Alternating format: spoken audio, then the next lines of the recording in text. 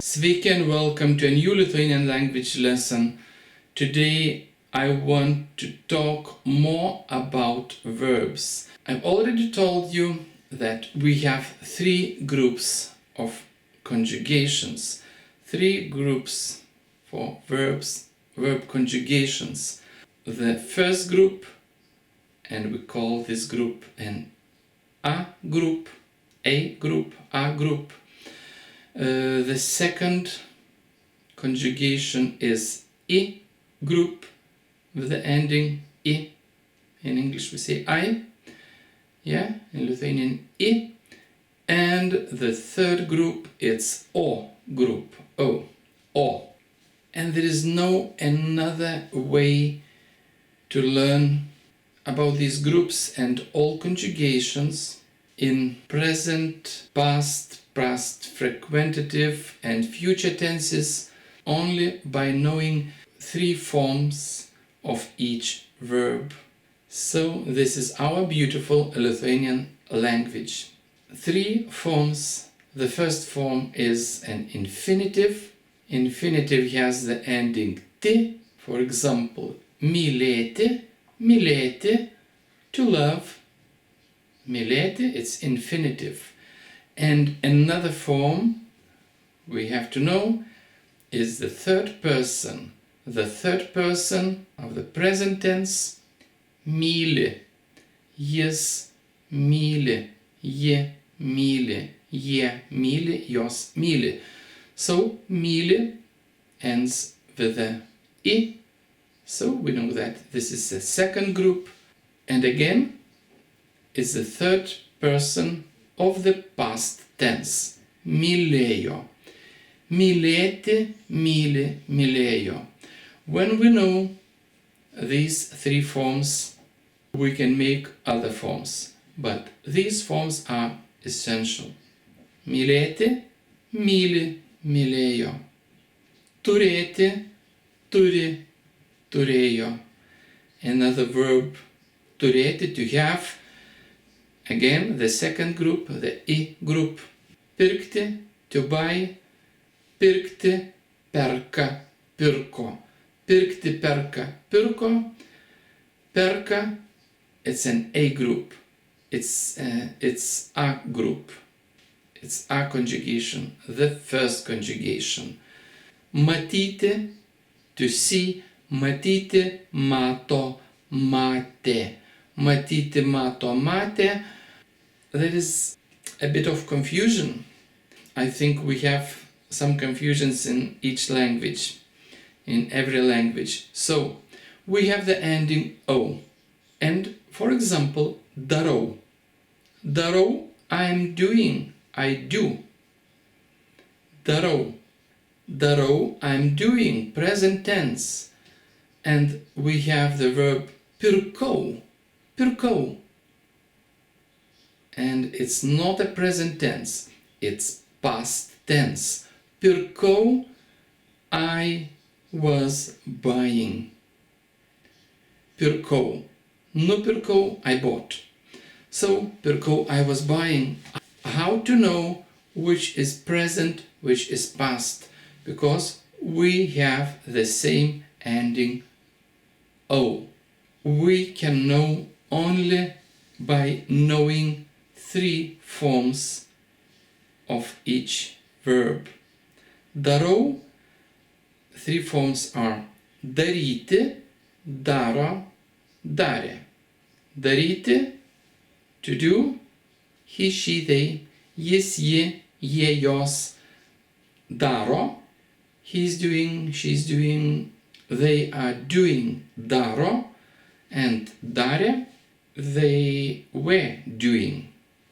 So when we see that this is a verb of the third conjugation with the ending O, and we know the pattern of this conjugation, so darau, it's O, it's for the present tense. I am doing, darau. And when we look at the verb pirkau, when we know that the three forms pirkti, to buy, perka, pirko. So we know that it's the first conjugation, and we'll look at the pattern of this conjugation, and we know that pirkau, I was buying. I was buying, it's the past tense. We have to learn all these three forms. Another verb, skaitau. Skaityti, skaito, skaitė. Skaityti, skaito, skaitė. We see skaito, it's the ending o, conjugation number 3. So, skaitau, aš skaitau, I am reading. And matau, matyti, mato, matė. Again, the third conjugation and the ending o, it's for the first person present tense. Matau, I see. Or I can see. Matau, aš matau. And the verb vargstu. Vargstu, I suffer. Kentėti, it's to suffer, and vargti is to suffer as well.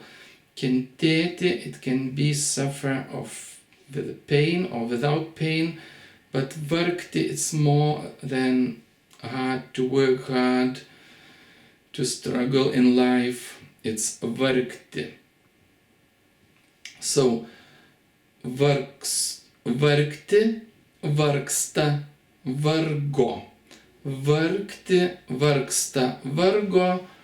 Now we know vargsta, the ending a, the first conjugation. So, vargau, I was suffering. I had a difficult time.